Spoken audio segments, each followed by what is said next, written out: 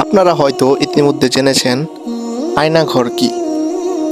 তো আয়নাঘরে কি কাজ করা হয় এবং কি করা হয় আয়নাঘরে বন্দীদের সাথে, চলুন জেনে নেওয়া যাক। বন্দিশালায় থাকতে 3 বেলায় খুব বাজে দুর্গন্ধযুক্ত বাটিতে পচা খাবার দেওয়া হতো। মনে হতো কেউ খেয়ে মাখিয়ে আমাদের দিয়েছে। প্রথম প্রথম খেতে পারতাম না, পরে বাধ্য হতাম। দেখলাম যে রোজা রাখলে দুপুরে খাবারের বদলে ছোলা বুট দেয়, মাঝে মাঝে সাথে একটু পেঁয়াজু বা অন্য কিছু থাকে, আর সকালে খাবারের বদলে রাতেই 2টা রুটি দেয়। তাই আগেই বলে রাখতে হয়। তো আমি কি করলাম, লাগাতার রোজা রাখার চেষ্টা করতাম।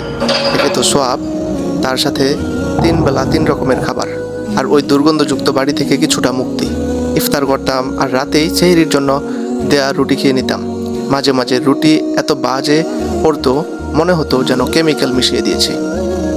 একবার এমন হয়েছে যে রুটি বাদ সেহরির জন্য ভাত তরকারি পচা মাছ দিলে আমি এটা খেয়ে নিতে পারতাম, কিন্তু সেটাও বাদ দিয়ে মাছের মাথার কাটা দিয়ে কি একটা বিভৎস তরকারি দিত, তাও আবার রাতে 2বার।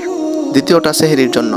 আমি একবার আয়ামে বীজের 3 রোজা রাখার জন্য টানা 3 দিন শুধু ইফতার করেছি, আর কিছু খাইনি। শেষ দিন বাধ্য হয়ে জীবনের প্রথমবারের মতো ওই নোংরা ভাতগুলো ধুয়ে পরিষ্কার করে এরপর খেয়েছি, পানি মিশিয়ে। কি যে স্বাদ লেগেছিল। তাদের ক্যান্টিনের যেসব মাছ বিক্রি হতো না, সেগুলো ভেজে আমাদেরকে দিত। আমাদের জন্য পার মিল যত টাকা বরাদ্দ ছিল, সেগুলোর 10 ভাগের 1 ভাগও আমাদের জন্য ব্যবহার করতো না, সেটা তারা নিজেদের পকেটেই ঢুকাতো। এরপরও বেশি বেশি রোজা রাখতে চাইলে এদের অনেক গালমন্দ করত। একবার একজন বলেছিল, আমরা কি মুসলমান না, আমরা জানি না রোজা কি, কয়টা রাখতে হয়, এই টাইপের কথা বলা হতো।